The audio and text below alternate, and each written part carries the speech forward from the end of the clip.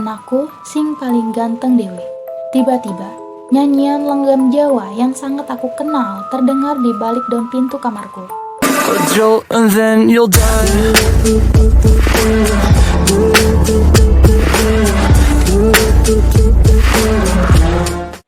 Assalamualaikum warahmatullahi wabarakatuh. Kembali lagi bersama aku Main Channel. Di video kali ini aku akan menceritakan sebuah kisah tentang misteri peninggalan rumah bapak. Mau tahu kelanjutan ceritanya seperti apa? Ikuti terus ya dan tonton sampai habis. Dan jangan lupa disubrek-subrek ya. Oke guys, langsung aja kita menuju ceritanya. Sudah 2 tahun, rumah peninggalan orang tua tidak pernah aku kunjungi.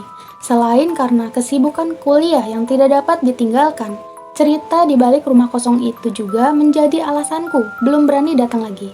Rumah itu menjadi saksi bisu pembantaian bapak, ibu, Balestari, dan sampai saat ini pelaku belum tertangkap oleh pihak yang berwajib. Karena aku mendengar cerita bahwa rumah peninggalan bapak selalu mengeluarkan aura mistis. Namun, mau tidak mau, aku harus kembali. Setelah mendapatkan sebuah pekerjaan yang ternyata lokasinya di kota Solo, mau aku memiliki 2 pilihan yang berat, antara berhutang untuk menyewa rumah atau menempati rumah peninggalan dari bapak. Pilihan yang sama beratnya, namun Kirana memintaku untuk menempati kembali rumah yang sudah kosong selama 2 tahun tersebut. Selain menghemat biaya hidup, juga membuat aku mungkin bisa mengetahui jawaban siapa pembunuh dari keluargaku. Semua tidak semudah yang aku bayangkan sebelumnya, karena segala aura mistis mulai mengintaiku selama kembali menempati rumah masa kecil tersebut. Mulai dari nyanyian, penampakan, atau beberapa tangisan yang sering menemani hari-hariku di sana. Sebelum hari pertama, keraguan masih menghinggapi hatiku, mau maju tapi takut dengan segala cerita masyarakat. Namun, kalau tidak maju, aku berarti melupakan segala kenangan bersama bapak, ibu, dan Balestari. Gimana Han? Jadi, menempati rumah keluargamu besok? Tanya Kirana, yang memang menjadi kekasih hatiku sudah 2 tahun belakangan. Aku masih bimbang Ran, meskipun kangen dengan rumah itu, tapi semua kejadian yang menimpa keluargaku dan segala cerita masyarakat sekitar masih terus menghambat. Jawabku dengan rasa yang masih bimbang. Kirana tidak langsung menjawab diskusi kami. Dia memilih untuk memesan makanan favorit kami, yaitu bakso di salah satu warung langganan. Kamu harus buang rasa bimbangmu itu Han. Bukannya kamu sendiri yang memutuskan untuk bekerja di kota kelahiranmu. Iya, aku paham. Cuma, kalau untuk kembali ke rumah tersebut, aku masih ragu, dan ada sedikit rasa takut. Kamu itu lucu, itu rumah kamu kan? Tidak mungkin keluargamu akan membunuh kamu di sana. Mungkin saja, malah kamu bakal mengungkap siapa pelaku pembunuhan berantai keluargamu itu. Masa ya Siran? Mereka akan bersahabat denganku begitu maksudmu? Bersahabat? Aneh-aneh saja kamu. Mereka dan kamu sudah tidak satu alam. Tapi, kemungkinan mereka akan mencoba menyampaikan pesan kepadamu di sana. Kamu adalah anggota keluarga yang masih tersisa. Kalau begitu, baiklah, aku bakal mencoba menghidupkan kembali rumah yang sudah 2 tahun tidak berpenghuni itu. Setelah menghantarkan Kirana pulang ke rumahnya, aku mencoba kembali mengingat kenangan bersama bapak, ibu, dan Balestari. Semua seakan masih tidak bisa aku percaya, karena mereka pergi secara tragis dan secara bersamaan. Kejadian 2 tahun lalu, mungkin kalau aku tidak melanjutkan studi di Jakarta, aku bisa mengetahui siapa pembunuhnya atau setidaknya aku bisa berkumpul dengan bersama mereka di alam yang berbeda. Dering telepon sebelum ditemukannya jasad keluargaku, aku masih sempat menghubungi ibu untuk menanyakan kabar mereka di sana. Ada sebuah firasat yang mungkin baru aku bisa tangkap setelah kepergian mereka. Dek, ibu kangen banget sama adek. Kalau bisa, besok datang ya. Sebuah kata yang mengisyaratkan akan terjadi sebuah kejadian yang tidak pernah terbayangkan olehku. Semua masih seperti mimpi bagiku. Semua seperti hanya cerita dongeng saja. Aku masih menilai mereka bertiga masih hidup, terutama ibu. Aku rindu sekali padamu, Bu. Nyanyian langgam Jawamu selalu menemani tidurku. Dengan mengucap bismillah, aku memantapkan hati untuk pergi ke rumah peninggalan Bapak. Aku yakin Bapak, Ibu, dan juga Mbak Lestari tidak akan menyakitiku. Tibalah aku di depan gerbang yang cukup panjang, dengan pintu masuk yang hanya cukup untuk satu orang. Terpampang jelas rumah tersebut. Kumuh, tidak terawat, dan yang paling mengganggu jiwa adalah aura mistis yang sangat terasa. Pohon mangga yang tegak berdiri di halaman rumah menyapa siapapun yang berniat untuk masuk ke rumah tua ini. Aku masih ingat, benar pohon tersebut ditanam oleh Bapak saat aku masih berusia 5 tahun. Bapak pingin pohon ini menjadi saksi suka dan duka orang di dalam rumah ini, dan semoga buahnya juga enak dan konsisten berbuah. Begitulah doa Bapak setelah menanam pohon mangga yang benar-benar dibesarkan dari sebuah biji. Langkah kaki ini terasa berat. Pohon itu terus menyapukan angin yang lumayan membuat bulu kuduk meninggi. Entah kenapa, aku berasa sedang dipantau oleh Bapak di atas pohon. Sepertinya rumah ini memang benar-benar harus ditinggalkan saja. Kling-kling, suara HP-ku yang terletak di balik kantong celana tiba-tiba berbunyi. Iya, halo? Jawabku terbata-bata karena masih merasakan merinding yang cukup kuat. Loh, kamu kenapa, Han? Kok seperti orang yang ketakutan gitu? Suara dari sisi lain jaringan yang sangat aku kenal. Aku tidak kuat, Ran. Sepertinya aku bakal meninggalkan rumah ini. Loh, kamu jadi bakal menyerah gitu aja? Percayalah sama aku, tidak akan ada yang terjadi. Kembali lagi kata-kata Kirana selalu membuat komitmen untuk mengetahui siapa pembunuh keluargaku kembali meninggi. Baiklah, aku akan masuk, Ran. Jawabku sembari menutup telepon. Dan sekarang melangkah lebih pasti mendekati pintu masuk halaman rumah. Berpura-pura berani masuk halaman rumah dengan sapaan angin dari pohon mangga. Kini, aku sudah menginjakan kaki di lantai teras rumah. Pintu rumah terlihat kusam. Jaring laba-laba sudah mulai mengisi langit-langit rumah.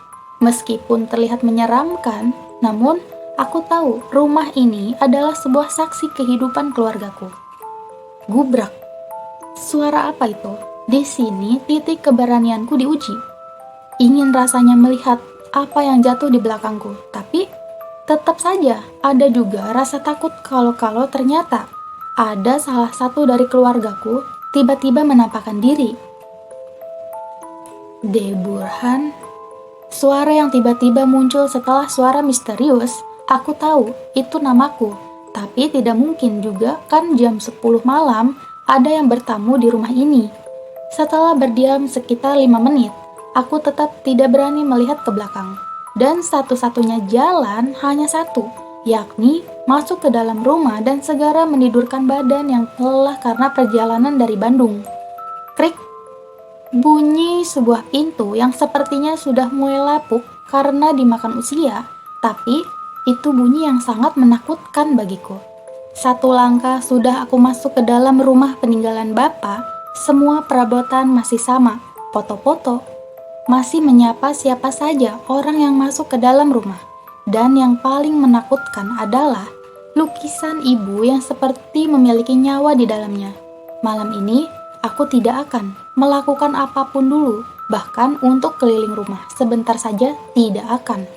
Selain tubuh yang sudah lelah, tentu suasana menyeramkan masih aku rasakan. Dan itu sudah cukup membuatku untuk tidak macam-macam pada hari ini. Kling, kling, kling. Suara dering telepon membangunkanku tidur. Setidaknya, aku sudah sukses tidur semalam di rumah ini. Halo Burhan, kata dari seberang jaringan telepon yang sangat aku kenal suaranya. Ya, siapa lagi kalau bukan pacar setiaku si Kirana. Iya Ran, ada apa pagi-pagi sudah telepon? Gimana kamu di sana? Baik-baik aja kan? Semalam ada sedikit suara misterius, tapi aku tidak berani menoleh. Mungkin cuma angin saja kok. Kamu jangan lupa bersih-bersih rumah. Iya, Habis ini mau keluar buat beli perlengkapan bersih-bersih soalnya besok lusa udah mulai kerja. Ya udah, semangat ya pacar. Siap 86. Rasanya males sekali untuk keluar dari kamar dan menuju kamar mandi. Tahu sendirilah, kamar mandi selalu menjadi tempat yang sangat disukai oleh makhluk halus. Sisa darah yang kemungkinan berasal dari pembunuhan keluargaku masih membekas di tembok-tembok rumah. Firasatku mungkin bapak, ibu, dan Balasari mencoba untuk melarikan diri, tapi tetap saja terbunuh oleh pelaku. Namun, ada sebuah kejanggalan saat pembunuhan, yakni tidak adanya barang yang hilang di rumah ini. Kalau pelaku sampai membunuh, harusnya dia membawa 1 atau 2 barang berharga di rumah ini. Aku berjanji akan segera mengungkap misteri pembunuhan keluargaku. Siapapun pelakunya bakal aku kejar. Di hadapanku sudah ada pintu kamar mandi. Kumuh dan usang memberikan kesan mistis yang membuat bulu kuduk merinding. Entah kenapa aura di kamar mandi sangat kuat akan kesan mistis. Suara tangisan terdengar dari kamar mandi, cukup pelan namun tetap terdengar. Hingga di tempat aku berada, apakah ada orang di dalam? Tanyaku mencoba memastikan. Siapa tahu itu hanyalah suara manusia yang mungkin menginap di rumah ini karena dikira sudah tak berpenghuni. Tiba-tiba, suara tangisan itu menghilang begitu saja. Sambil bergetar, aku mencoba membuka daun pintu secara perlahan. Suara mendecit dari daun pintu menambah rasa takut dalam batinku. Setelah mencoba mengintip sedikit ke dalam kamar mandi, tidak ada satupun orang di dalam. Hanya sebuah boneka yang duduk di atas kloset sambil membawa secari kertas. Perlahan aku mencoba memberanikan diri untuk mengambil kertas tersebut. Meskipun seluruh badan sudah berkeringat dingin, namun tetap aku harus memberanikan diri. Di tulisan tersebut tertulis, kalau saja waktu itu aku tidak sakit. Tulisan di dalam secari kertas memberikan sebuah tanda tanya. Apakah ini sebuah pesan dari salah satu almarhum keluargaku tentang kejadian pembantaian 2 tahun lalu? Entahlah, tapi yang pasti aku akan menyimpan kertas dan boneka ini untuk menjadi bukti siapa pelaku sebenarnya di balik pembunuhan massal keluargaku. 1 clue sudah aku temukan, meskipun sebenarnya clue tersebut masih sangat-sangat membingungkan. Siapa yang sakit? Tanda tanya. Kenapa aku tidak pernah mengetahui kabar keluargaku ada yang sakit? Keling-keling dering handphone membuyarkan lamunanku tentang surat yang aku temukan di kamar mandi kemarin. Gimana kabarmu, Han? Ada hal baru yang kamu temukan? Kebiasaan Kirana selalu saja nyerocos tanpa basa-basi dulu. Ada, aku mendapatkan sebuah surat di dalam kamar mandiran. Apa isi suratnya? Kalau saja waktu itu tidak sakit. Sebelum kejadian itu, kamu pernah dengar kabar keluargamu ada yang sakit, Han? Itulah yang saat ini masih jadi problemku, karena tidak ada satupun kabar kalau anggota keluargaku ada yang sakit. Kalau begitu, misi kamu sekarang adalah mencoba mencari tahu siapa penulis surat tersebut. Kata yang mungkin mudah diucapkan, namun bakal sangat susah untuk dilakukan karena aku bukanlah seorang detektif yang setiap kali ada kasus pembunuhan bisa dapat dengan cepat diselesaikan.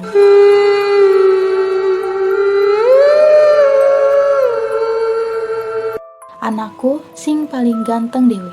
Tiba-tiba, nyanyian lenggam Jawa yang sangat aku kenal terdengar di balik daun pintu kamarku. Bu, itu ibu kan? Meskipun aku takut, namun tetap saja dia adalah ibuku.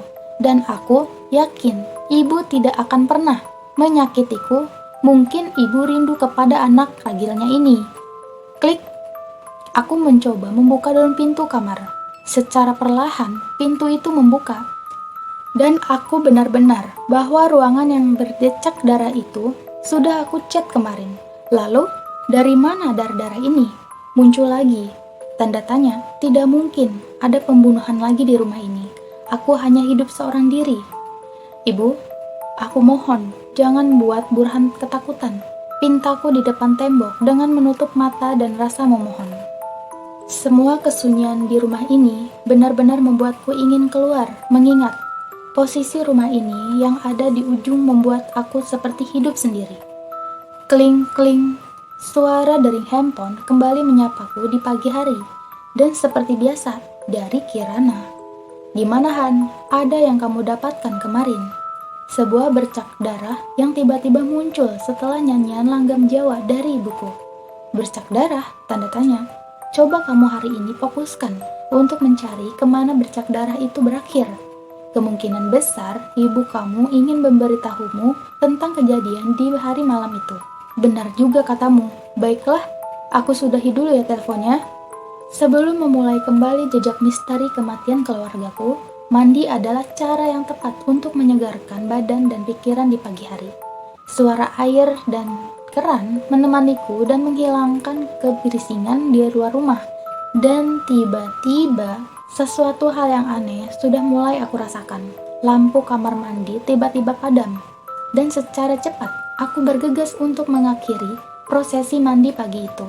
Setelah menggunakan pakaian lengkap, aku mencoba memeriksa apa yang terjadi pada lampu kamar mandi. Berpikiran positif saja kalau lampunya memang sudah waktunya mati dan perlu untuk diganti. Dan sebuah kejutan besar pun tiba setelah aku membuka daun pintu kamar mandi. Lampu kamar mandi kembali menyala dengan normal, seperti tidak terjadi apa-apa. Bulu kuduku langsung naik seketika. Jantung sudah seperti dipompa begitu cepat. Tubuh yang sebelumnya segar kini kembali berkeringat. Di tengah ketakutanku ada sebuah pisau berdarah yang tiba-tiba muncul di kloset kamar mandi. Aku teringat pertama kali menemukan boneka dengan surat juga di tempat yang sama seperti aku melihat pisau saat ini. Entah ada misteri apa di balik benda-benda tersebut berada di kamar mandi. Setelah mengamankan pisau dengan bungkus plastik, aku mencoba kembali menenangkan diri dengan jalan-jalan keluar rumah. Tidak, aku tidak mungkin melanjutkan menjelajah rumah itu hari ini. "Mas Burhan ya?" sapa seorang laki-laki yang berpas-pasan di jalanan denganku. Tampaknya aku tidak asing dengan orang tersebut. "Iya Pak." "Oh benar, berarti lupa ya sama saya Mas." "Siapa ya Pak? Soalnya sudah lama tidak berkunjung ke sini." "Saya Pak Joni, tetangga sebelah rumah jenengan itu loh." "Astagfirullah, maaf Pak, lupa saya." "Loh, sekarang tinggal di sini?" "Iya Pak, soalnya dapat pekerjaan juga di sekitar sini." "Walah bagus Mas, kalau gitu. Jadi rumahnya bisa dirawat lagi." "Iya Pak, coba saya perbaiki satu persatu." "Gini Mas, kalau berkenan mampir ke rumah Bapak. Soalnya ada yang mau Bapak sampaikan ke Mas Burhan."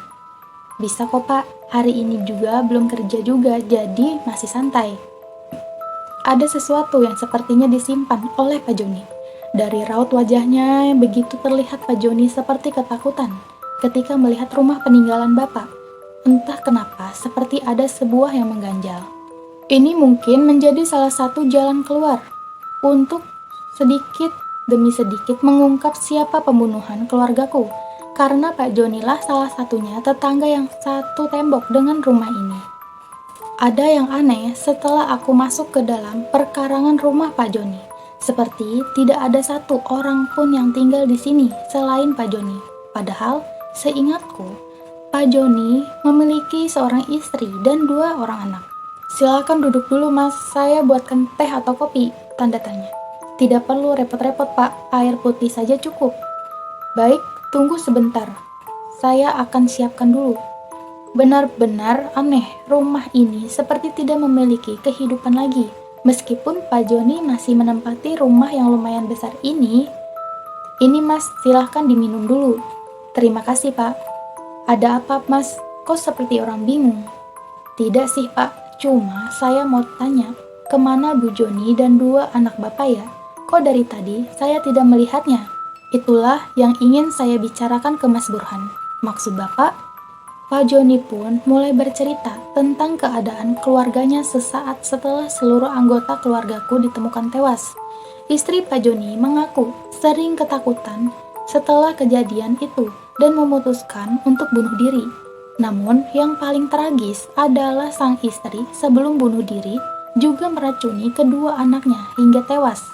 Sebuah pukulan yang aku sendiri pasti tidak akan mungkin kuat kalau disuruh di posisinya Pak Joni. Maka dari itu, Mas Burhan, Bapak mohon, kamu bisa segera mengetahui siapa pelaku yang ada di balik kematian keluargamu. Baik Pak, saya juga ingin seperti itu. Dan saat ini sedang mencoba melengkapi bukti-bukti yang menjurus ke peristiwa 2 tahun yang lalu itu. Setelah mengobrol sebentar, aku memutuskan untuk kembali lagi ke rumah, mencoba menghilangkan rasa takut yang malah semakin menjadi setelah berkunjung ke rumah Pak Joni dengan kisah keluarganya. Tapi, rumah milik Pak Joni memang benar-benar mencurigakan bagiku. Seperti ada yang janggal di sana. Tapi, sayangnya, aku bukanlah seorang detektif yang dalam hitungan jam sudah menemukan kunci jawaban dari sebuah peristiwa pembunuhan.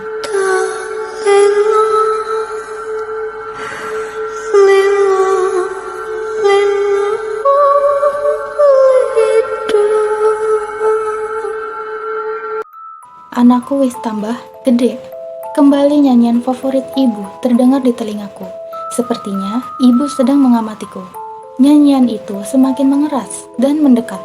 Tubuhku tiba-tiba menjadi kaku seperti sudah tidak bisa lagi digerakkan. Benar-benar ini adalah hari yang paling aku ingin cepat akhiri. Ibu, ada apa denganmu? Tiba-tiba nyanyian itu berakhir begitu saja. Namun, aku mencurigai ibu sedang duduk di bangku kesayangannya yang ada di belakang tubuhku. Sedikit demi sedikit, aku memberanikan diri untuk membalikan badan dan melihat kursi yang sering sekali menjadi tempat meminum teh ibu sewaktu pagi dan sore hari. Sambil kaki sedikit bergetar, aku melihat lagi-lagi sebuah surat yang bergeletak di kursi tersebut. Aku akan tetap menyayangimu. Oke guys, mau tahu kelanjutannya seperti apa? Tonton terus ya di part 2. Ikuti terus ya.